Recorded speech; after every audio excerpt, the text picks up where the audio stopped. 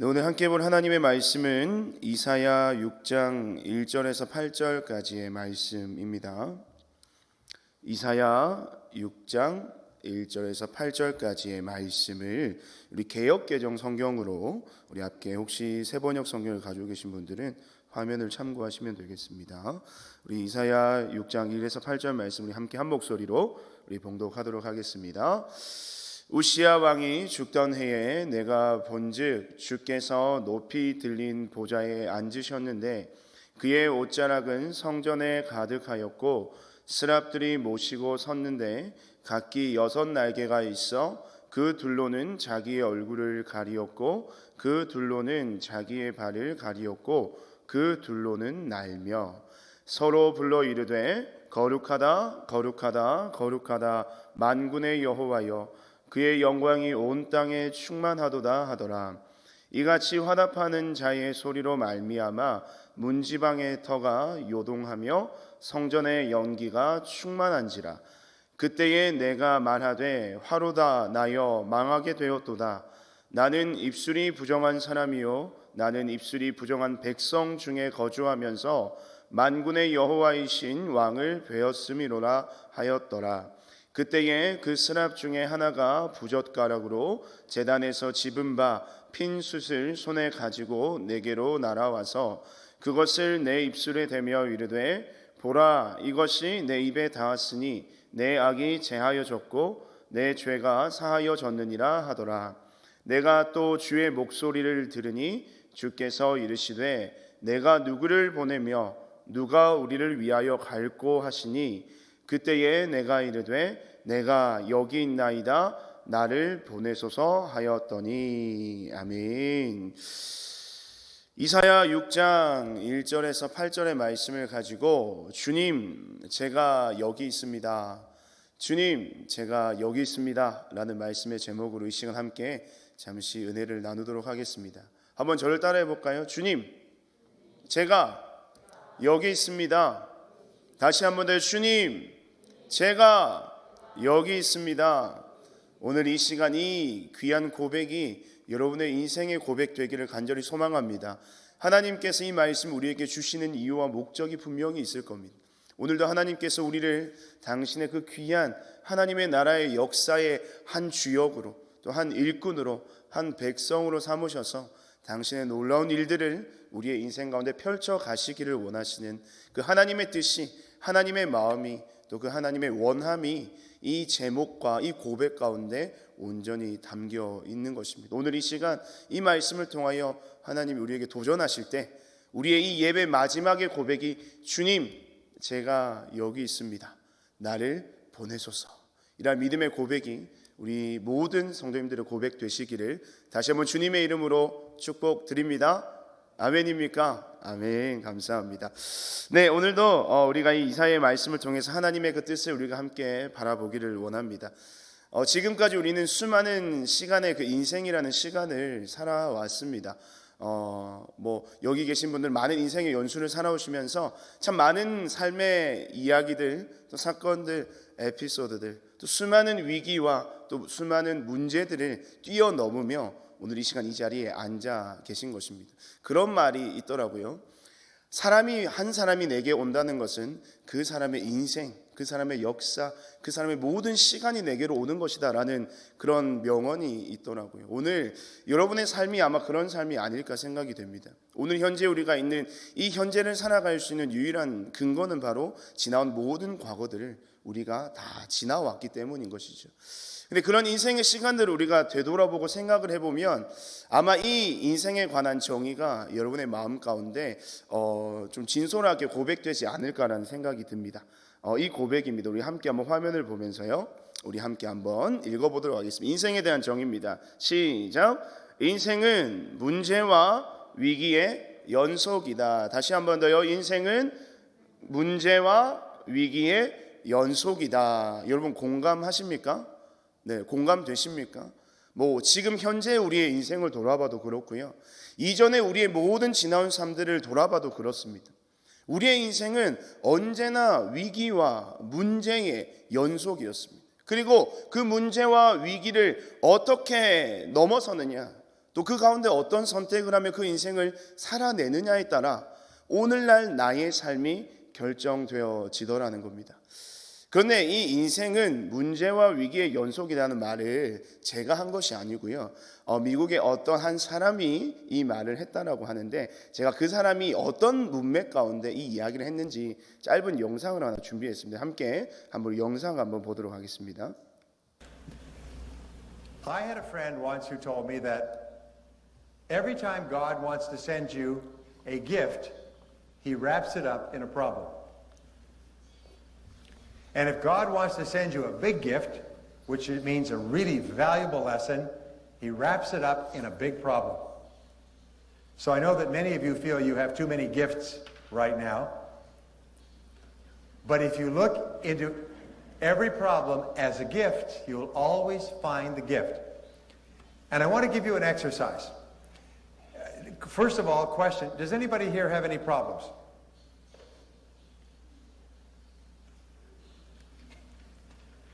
Of course, we all have problems. It is normal and natural to have problems. All of life is a continuous series of problems. The only interruption in this series of problems is the occasional crisis. So, if you're living a normal life, you will have a crisis every 2 or 3 months. It will be problem, problem, problem, problem, problem, problem, crisis. Problem, problem, problem, problem, problem, problem, crisis.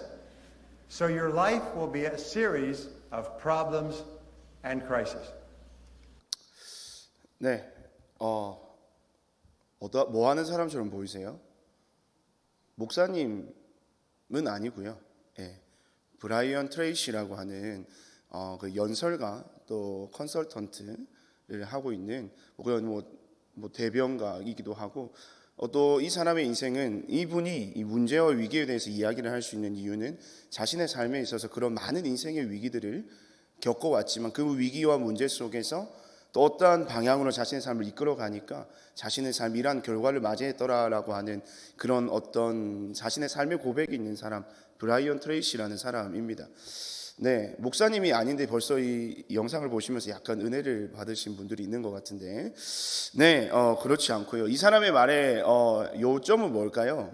이 위기와 문제라고 하는 것 그 자체가 우리의 인생의 목적이 아니라는 겁니다. 이 아까 친구랑 대화하는 가운데 어떤 이야기를 했다 그랬습니까? 신은 인간에게 어떠한 선물을 주려고 할 때 그것을 위기라는 것, 문제라는 어떤 하나의 포장지로 감싸서 인간에게 주어준다.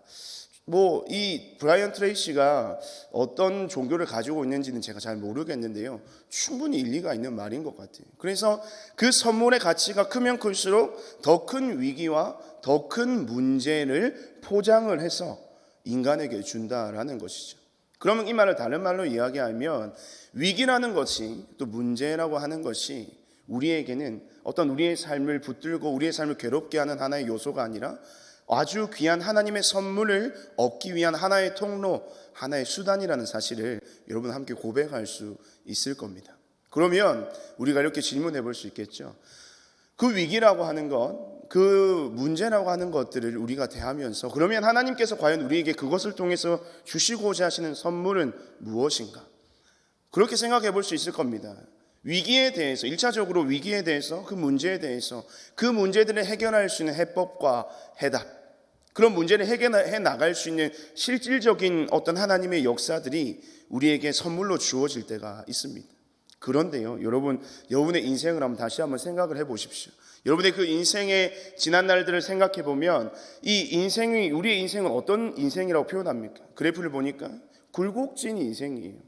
그런 굴곡진 인생 가운데 여러분들이 지금 위기와 모든 문제들을 다 뛰어넘어서 오늘날 살아 계신 거죠.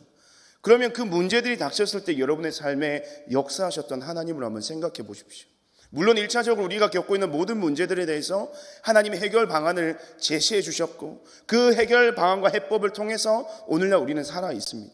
그런데 하나님께서 정말 그 문제들과 위기를 통해서 우리에게 주시고자 했던 것은 그 문제에 대한 해답이 아니라 그 문제 가운데 함께 하셨던 하나님이 너희와 함께 있다라고는 그 사실을 우리에게 알려주시기 위함은 아니었을까요? 그러니까 다른 말로 하면 우리 삶의 앞에 놓여 있는 모든 문제와 위기 앞에서 하나님이 정말 우리에게 주시는 진정한 선물은 바로 하나님 자신이라는 겁니다. 하나님 자신이 우리와 함께 하심을 통해서 그 모든 위기와 문제는 하나님이 함께 하시는 인생 앞에서는 아무것도 아니라는 사실을 우리에게 보여주고 들려주고 깨닫게 하시고 알게 하시기 위한 하나님의 역사가 아닌가라는 생각이 저는 들게 되는 것입니다. 그래서 지난날에 우리의 인생 우리가 돌아보면 우리 모두는 이렇게 고백할 것입니다. 함께 고백해 보겠습니다. 시작. 내 모든 인생은 하나님의 은혜였습니다. 다시 한 번 더요. 내 모든 인생은 하나님의 은혜였습니다. 하나님의 은혜였고 하나님의 은혜이고 하나님의 은혜일 것입니다. 과거와 현재와 미래, 우리의 모든 전 인생에 그런 하나님의 은혜가 없이는 나는 단 하루도 살아갈 수 없습니다 라고 고백하는 인생이 바로 저와 여러분의 삶의 고백이라는 것입니다. 삶의 문제와 위기 속에서도 우리가 하나님을 통해서 얻게 되는 가장 큰 선물, 바로 하나님 자신입니다. 어떤 하나님이십니까? 위기의 순간 내 삶으로 먼저 다가오시는 하나님, 또 내 삶을 그 하나님의 뜻대로 인도하시는 하나님, 선한 은혜의 길로 이끌어 가시는 하나님이 바로 나의 인생의 최고의 무엇이요? 선물이라는 사실을 우리는 그 하나님과 동행하며 그 하나님과 함께하는 인생을 통해서 날마다 깨닫게 되는 것입니다. 그런 은혜가 없이는 우리는 단 하루도 살아갈 수가 없죠.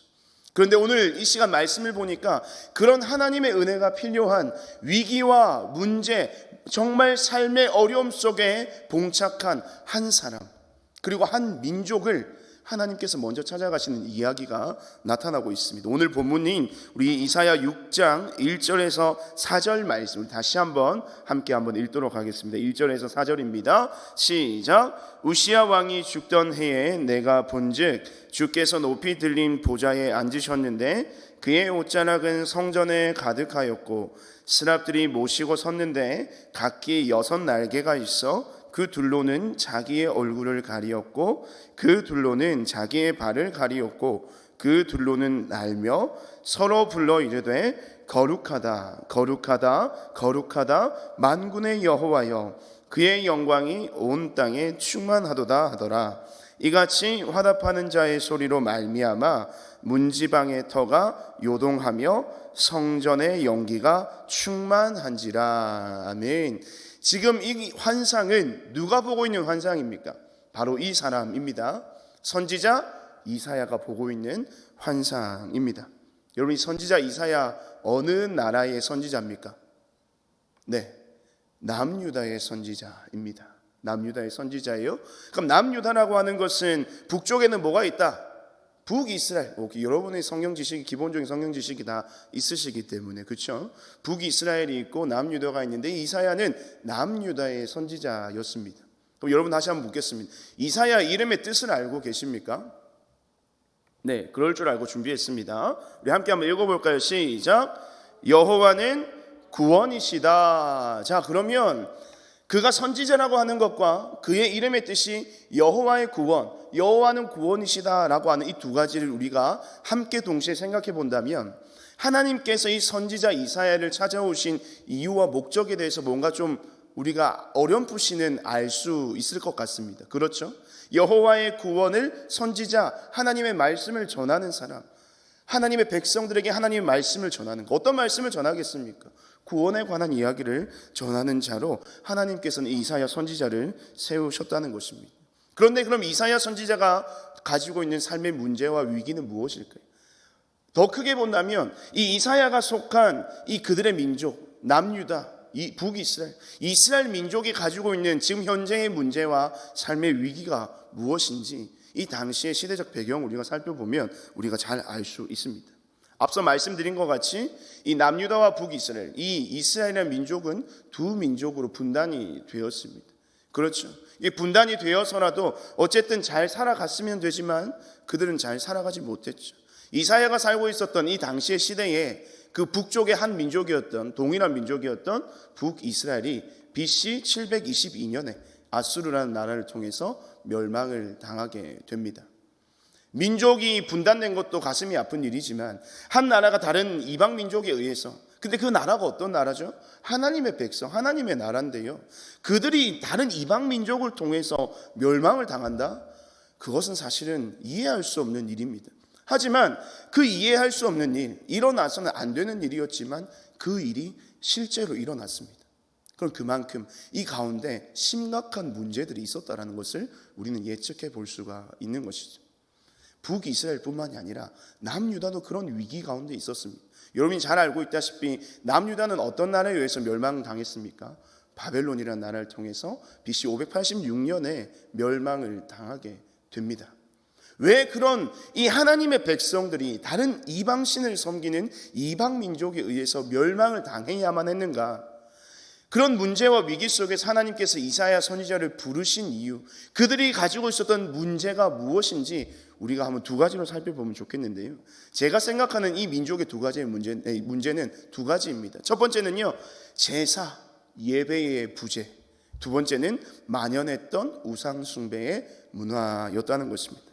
이 제사의 부재라고 하는 것은 이 제사가 드려지지 않았다는 이야기가 아닙니다. 그런데 이 제사가 이 당시에 어떻게 드려졌느냐?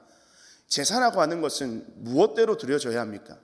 하나님께서 주신 율법과 규례대로 드려져야 되는 것입니다. 그것은 무엇을 의미하느냐? 이 제사라고 하는 것은 하나님께서 원하시는 방법으로 드려질 때 온전하게 드려지는 것이에요. 그런데 이 제사의 부재라는 말은 어떤 말이냐? 하나님의 뜻이 아니라 사람의 뜻에 의해서 이 제사가 드려지기 시작했다는 겁니다.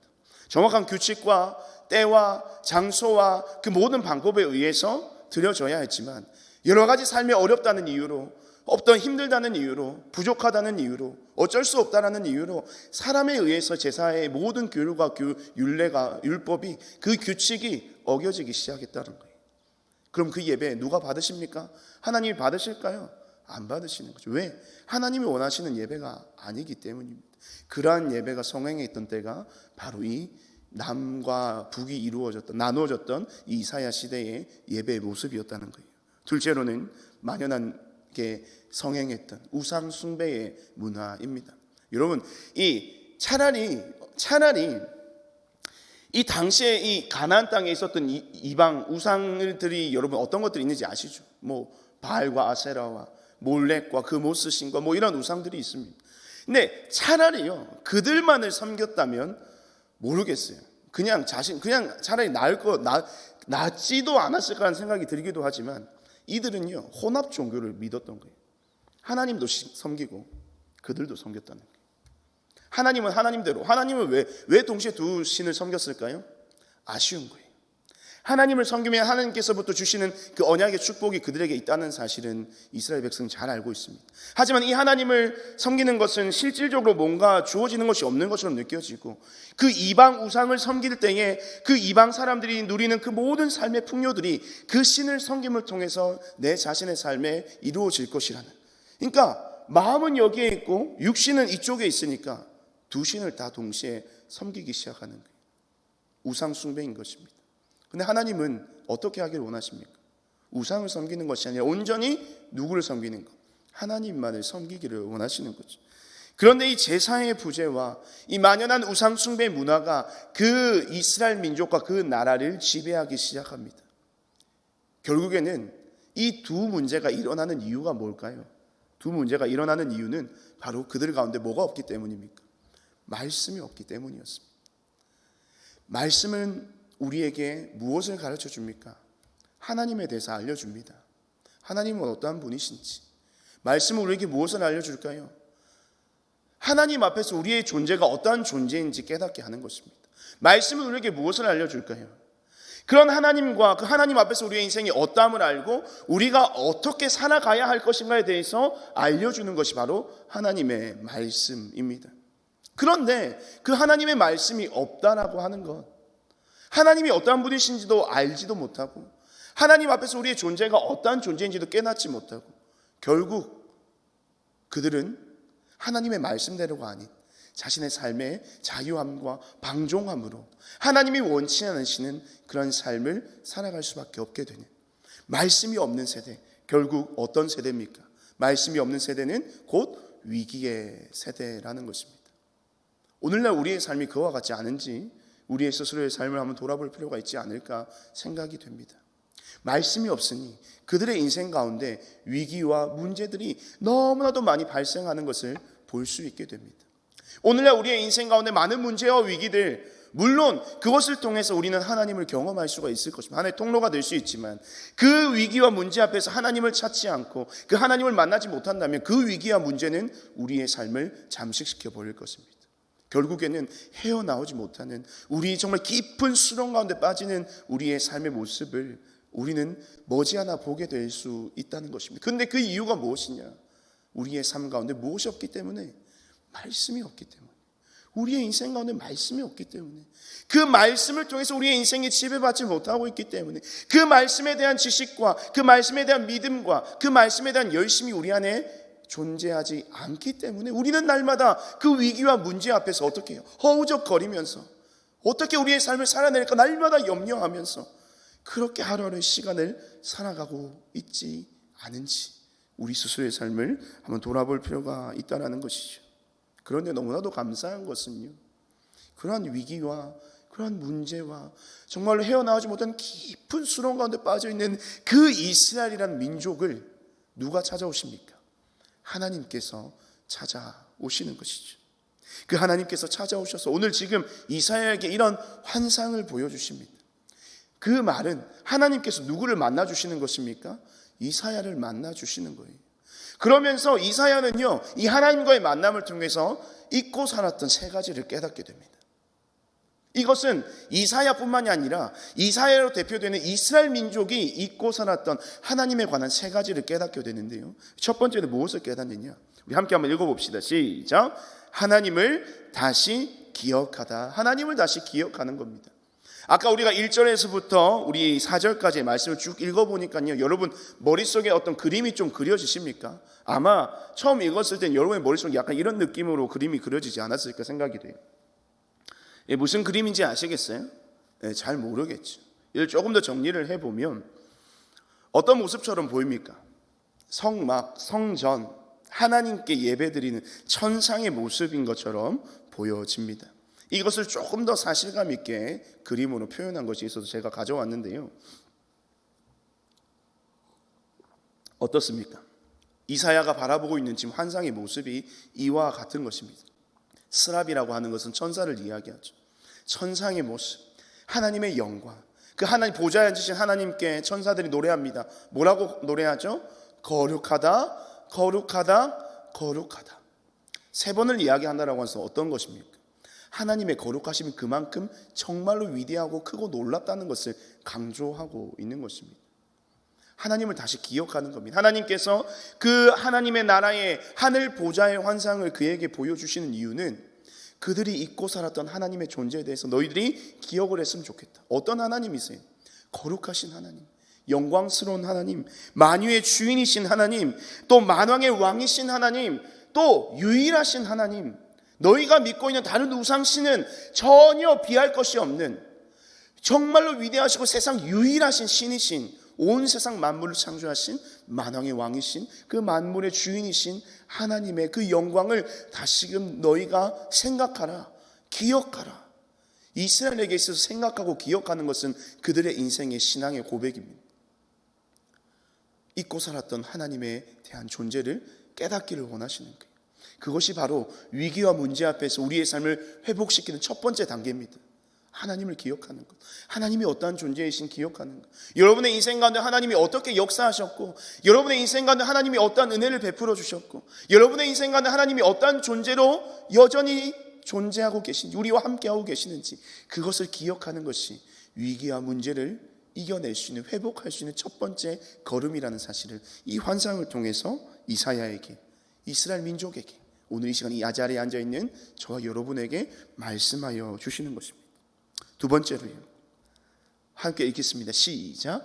하나님의 긍휼을 깨닫다.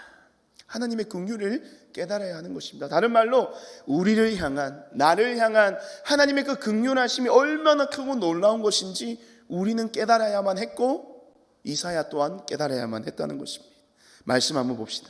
우리 5절 말씀 함께 읽겠습니다. 시작. 그때에 내가 말하되 화로다 나여 망하게 되었도다. 나는 입술이 부정한 사람이요 나는 입술이 부정한 백성 중에 거주하면서 만군의 여호와이신 왕을 되었음이로다 하였더라. 아멘. 두 개의 부정한 대상을 이야기하고 있습니다. 자신이 부정하다는 것과 또 누구에 대한 부정함을 이야기하고 있습니까? 이스라엘 민족에 대한 부정함. 그러니까 지금 이스라엘 민족이 어떤 상태인지를 이사야 스스로가 고백하는 것이에요. 그 이스라엘 민족은 자신도 포함이 되는 거죠. 부정하다는 것은 다른 말로, 쉬운 말로 자신이 하나님 앞에서 무엇이다? 죄인이라는 사실을 주님 앞에 고백하는 것입니다. 그래서 이 당시의 구약시대의 이스라엘 백성들은 하나님, 죄인인 상태에서 하나님의 그 실체를 배우는 것을 죽는 것이라고 생각을 했습니다. 왜 그런 생각을 가지게 되었을까요? 여러분, 아담과 하와가 죄를 지어서 에덴 동산에서 쫓겨남을 당했습니다. 그것이 어떤 결과로 이어졌습니까? 아담과 하와에게 죽음이라는 형벌이 주어졌죠. 인간은요, 하나님을 벗어나서는 살아갈 수 없는 죽은 것과 마찬가지인 존재인 것입니다. 죽음이라고 하는 것은 죄의 결과인 거죠. 에덴 동산을 통해서 죄가 있이는 하나님과 함께 할 수 없다는 사실을 이스라엘 백성들은 정확하게 알고 있어요. 하지만 죄가 있기 때문에 하나님 앞에서 나는 죽은 것과 다름이 없다는 사실 또한 그들은 알고 있었다는 거죠. 하나님 앞에서 이제 죄인된 모습을 자신이 썼기 때문에 나는 이제 죽은 목숨입니다라고 고백하는 장면이 바로 지금 이 5절의 말씀이라는 거죠. 그런데 그런 두려움에 휩싸인 이사야에게 하나님께서 어떠한 일을 하십니까? 우리 6절과 7절 말씀 함께 읽습니다. 시작. 그때에 그 스랍 중에 하나가 부젓가락으로 제단에서 집은 바 핀 숯을 손에 가지고 내게로 날아와서 그것을 내 입술에 대며 이르되 보라 이것이 내 입에 닿았으니 내 악이 제하여 졌고 내 죄가 사하여 졌느니라 하더라. 아멘. 조금 생뚱맞은 장면이에요. 천사가 숯을 가지고 핀 숯, 그러니까 뜨거운 숯을 이사야의 입술에 갖다 댑니다. 입술이 부정하다고 했기 때문에 그 입술에 갖다 대면서 이 숯의 의미는 무엇이겠습니까? 정결의 의미가 있는 것이죠. 그 입술이 부정하다고 말했으니까 그 말에 대해서 부정하다는 것이 아니라 그 자신의 삶 자체를 죄인으로 고백하는 거예요. 그러면 그 입술에 그 핀 숯을 댄다라고 하는 것은 어떤 의미가 있습니까? 7절 말씀에 내 악이 제하여 졌고 내 죄가 사하여 졌느니라. 두 글자로 뭡니까? 하나님의 용서라는 것입니다. 근데 말씀을 한번 살펴보세요.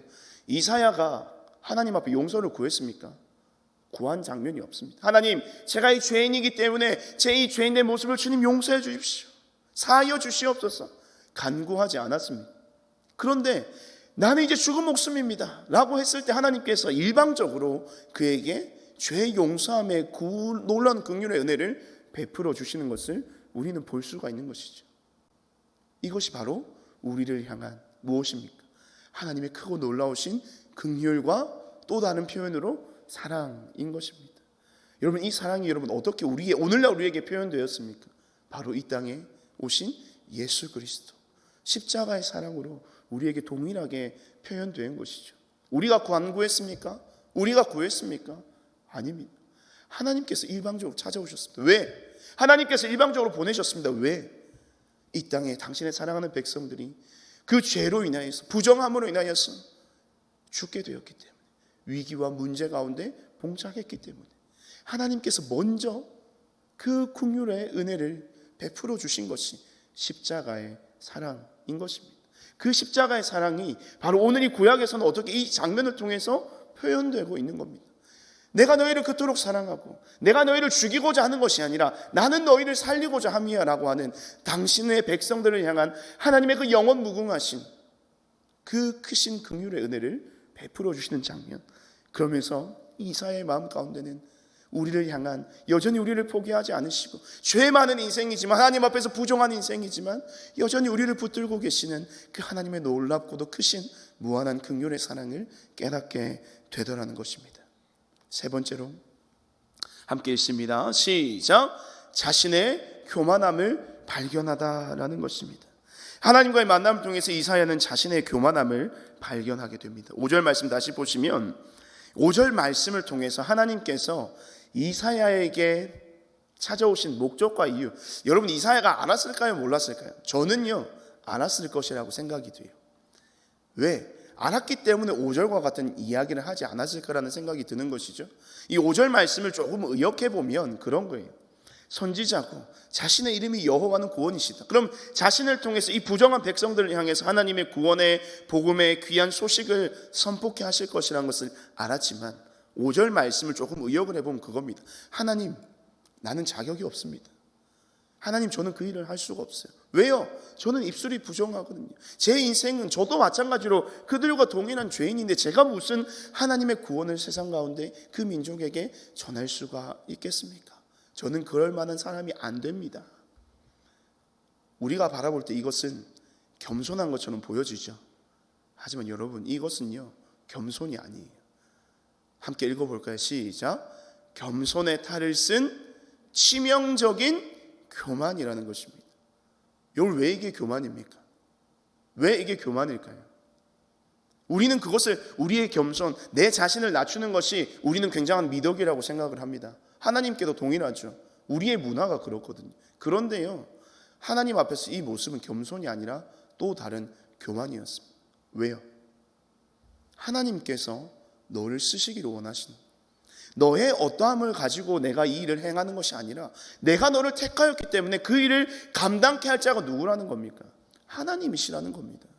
그러면 지금 그 하나님께서 일하시고자 하는 그 하나님의 역사가 지금 이사야를 통해서 이루어지고 있는데 그 일을 지금 마다한다는 것은 하나님의 그 일하심을 뭐하는 것과 동일한 결과입니까? 부정하는 것과 마찬가지인 거죠. 그 일하심을 부정하는 것이 아니라 더 깊은 내면 속에는 하나님에 대한 부정이 그 이면에 깔려 있다는 것을 우리도 알게 모르게 그런 하나님 앞에서 치명적인 교만함의 죄를 짓고 있다는 사실, 그것을 이사야는 이 하나님을 만남을 통해서 하나님께서 그 자신의 입술을 정결케 하시는 그 장면을 통해서 깊이 깨닫게 됩니다. 여러분, 그것을 깨달으니까요, 그 자신의 겸손함이 도리어 하나님 앞에 교만함이었다는 사실을 그 이사야가 깨달으니까요, 그가 하는 고백이 어떤 고백입니까? 영어로 좀 가져와 봤어요. Here I am, send me. 주님, 제가 여기 있습니다. Send me. 나를 보내소서. 우리 6절 말씀 우리 함께 읽습니다. 시작. 내가 또 주의 목소리를 들으니, 8절 말씀입니다. 주께서 이르시되 내가 누구를 보내며 누가 우리를 위하여 갈고 하시니 그때에 내가 이르되 내가 여기에 있나이다, 나를 보내소서 하였더니. 이러한 고백이 하나님을 만나 하나님이 어떠한 분이신지 상기하고 하나님의 긍휼의 깊은 은혜를 체험하며 자신의 교만함을 깨달았던 이사야의 입술의 고백 속에서 어떤 고백이 나옵니까? 내가 여기 있습니다, 주님. 나를 보내어 주시옵소서. 그러한 믿음의 고백이 그 삶의 고백 가운데 주님 앞에 드려지게 되더라는 것입니다. 이 고백을 통해서 우리는 어떤 것을 기대할 수 있습니까? 이 이사야의 인생이 이제는 회복되기 시작하고 위기와 문제 가운데 있었던 이 이사야의 인생이 주님을 만남을 통해서 그 만남 가운데 주어진 하나님의 말씀을 통해서 다시금 회복되기 시작하는구나. 우리는 어떤 기대를 가질 수가 있습니까? 이사야뿐만이 아니죠.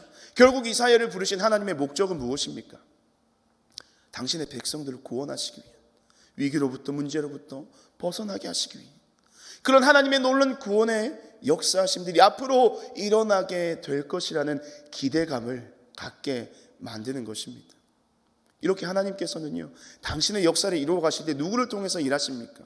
사람을 통해서 일하시는 것이죠. 사람을 부르셔서 그 사람을 통해서 하나님의 당신의 구원의 역사를 이루어 가십니다. 그 사람이 위기의 문제의 상황 속에 있다 할지라도 그를 만남을 통해서 그 인생 가운데 하나님의 말씀을 주심으로 하나님의 구원의 놀라운 역사를 이루어 가신다는 것을 우리는 잘 알고 있죠. 신약의 말씀 가운데 그러한 하나님의 말씀이 그 인생에 임하였을 때에 그 놀라운 회복의 역사가 시작된다는 사실을 잘 보여준 한 인물이 있습니다. 그 인물은 바로 세례 요한입니다. 우리 누가복음의 말씀입니다. 3장 1절에서 2절 말씀 함께 한번 읽어볼까요? 시작. 디베rio 황제가 통치한 지 15해에 곧 본디오 빌라도가 유대의 총독으로, 헤롯이 갈릴리의 분봉왕으로, 그 동생 빌립이 이두레와 드라고니 지방의 분봉왕으로, 루사니아가 아빌레네의 분봉왕으로, 안나스와 가야바가 대제사장으로 있을 때에 하나님의 말씀이 빈들에서 사가랴의 아들 요한에게 임한지라. 아멘. 1절 말씀은 예수님이 살았던, 세례 요한이 살았던 그 당시 시대적 상황을 보여주는 것입니다. 정치적으로, 종교적으로 굉장히 혼란하고 소란했던 그 당시의 상황. 소란하다라고 하는 것은, 혼란했다라고 하는 것은 그 시대를 살아가는 모든 사람들에게, 그 민족에게 동일한 위기의 상황, 문제들이 수많은 문제들이 그 현저하게 그들의 인생 가운데 깔려 있다는 것을 이야기합니다. 하지만 그때에 하나님의 말씀이 누구에게 임합니까? 요한에게 임합니다. 근데 여러분, 어디에 있는 요한에게 임하고 있습니까? 빈들에 있는 요한입니다. 광야에 있는 요한입니다. 광야에서의 삶, 빈들에서의 세례 요한의 삶은 어떠했겠습니까? 사막을 더불어 살아간다고 하는 인생은 매일이 위기고 매일이 문제의 투성이었을 것입니다. 매일이 심각한 상황에 처해서 하루하루 살아가는 것이 정말로 쉽지 않은 인생이었을 것입니다. 광야의 삶은 그런 것이거든요. 그런데 그 광야에서 살아갔던 그 인생 가운데 무엇이 임하니? 하나님의 말씀이 임하니 그 모든 광야의 삶을 뒤로한 채 그 광야의 장소가 바로 하나님의 나라가 되고 하나님의 역사의 현장이 되고 하나님의 소망이 넘쳐나는 소망의 땅이 되었다는 것을 우리는 기억해야 하는 것입니다. 오늘날 우리가 살아가고 있는 인생이 바로 그와 같은 것이 아니겠습니까? 많은 문제들을 품고 살아가고 많은 위기의 상황에 직면하면서 어찌할 바를 모르며 하루하루를 힘겹게 살아가는 인생이 마치 광야와도 같은 거예요. 마치 빈들과도 같은 것입니다. 그러한 인생, 그 가운데 우리에게 가장 필요한 것은 무엇일까요? 바로 하나님의 말씀입니다. 하나님이십니다. 그 하나님께서 우리의 가운데 선물과 같이 찾아오셨어요. 우리의 인생 가운데 하나님의 당신을 보여주시고 당신을 계시하시고 그 목적을 밝히 보여주시며 그 일 가운데 우리를 콜링하여 불러주시는 그 은혜가 있지 않고서는 우리는 여전히 빈들과 광야에서 하루하루의 인생을 힘겹게 살아가게 될 것입니다. 하지만 그 가운데서 우리가 무엇을 구해야 하겠습니까? 빈들에서 광야에서 세례 요한이 기다려하고 기대하고 간구했던 것이 무엇이겠습니까?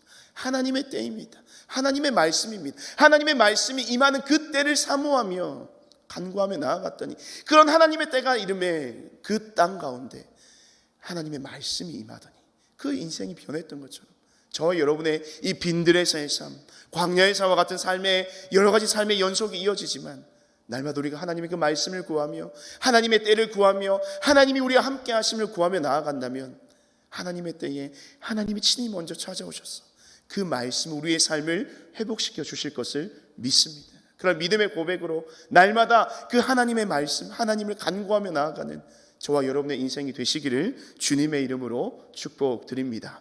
우리 시간 함께 한번 말씀을 기억하며 함께 간구하며 기도하며 나아가길 원합니다. 우리 첫 번째로는 주님, 나의 삶에도 하나님의 말씀을 허락하여 주시옵소서라고 기도합시다. 내 삶이 하나님을 알지 못하는 세대와 같은 삶이 되지 않게 하시고 말씀이 없는 세대처럼 살아가지 않도록 우리의 삶을 말씀으로 빚어가 주시옵소서. 나의 삶을 향해 친히 다가오시는 하나님을 매일의 삶 속에서 배울 수 있도록 하나님 우리의 삶을 지켜주시고 인도하여 주시옵소서. 우리 함께 한번 우리 자신의 삶을 두고 함께 합심하여서 말씀을 기억하며 기도하며 나아갑시다. 기도하겠습니다.